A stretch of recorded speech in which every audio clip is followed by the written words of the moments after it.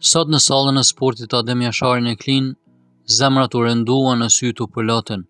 Në ditën e të pagjeturve u mbajt një akademi përkujtimore për martirët tanë, një kujtim i dhimbshëm por i domosdoshëm.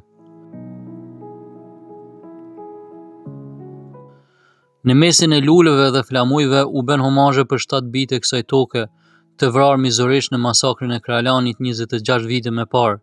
Eshtrat e tyre u gjetën vetëm së fundmi në fshatin Bishtazhin të Gjakovës, të fshehur, por kur të harruar.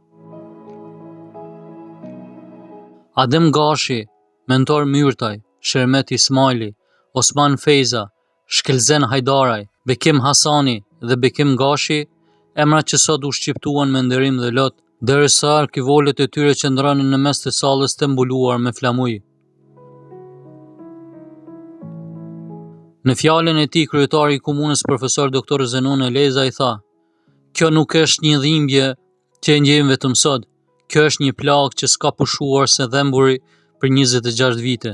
Dhimbja e prindit nuk kujtohet vetëm në këtë ditë dhe nuk e ndjejmë vetëm në këtë muaj. E kujtojmë dhe ndjejmë tash 26 vjet radhës. Ai shtoi duke thënë se Serbia nuk i vra vetëm bijtë tanë, por u përpoq edhe t'i zhduk gjurmet, të zhdukte vetë dëshminë e krimit. Pikërisht sot mbushën 26 vjet kur në Kralan të Gjakovës regjimi serb krem një ndër masakrat më të tmerrshme ndaj civilëve shqiptarë. Forcat policore dhe ushtarake serbe vranë, masakruan dhe u adogjën kufomat civilëve shqiptarë. Kriminalit nuk ushqyen askënd, vranë pleq, burra, gra e fëmijë. Pas homazheve në një heshtje të thellë që fliste më shumë se fjalët, arkivolët u nisën drejt kompleksit memorial Kodra Kuqe në Gravanicë së Klinës. Në pranitë të qindrave qytetarëve në dheun e lirë të Adevut, ata gjeten më në fund prehjen.